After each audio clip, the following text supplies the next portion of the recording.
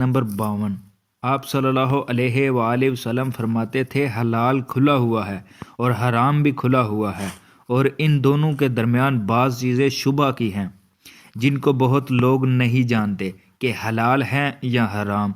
फिर जो कोई शुबा की चीज़ों में भी बच गया उसने अपने दीन और इज़्ज़त को बचा लिया, और जो कोई इन शुबा की चीज़ों में पड़ गया इसकी मिसाल इस चरवाहे की है जो शाही महफूज चरागाह के आस पास अपने जानवरों को चराए। वो करीब है कि कभी इस चरागाह के अंदर घुस जाए और शाही मुजरम करार पाए। सुन लो, हर बादशाह की एक चरागाह होती है। अल्लाह की चरागाह उसकी ज़मीन पर हराम चीज़ें हैं, पास इनसे बचो।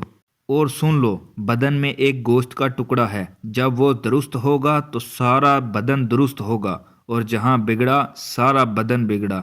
सुन लो, वो टुकड़ा आदमी का दिल है।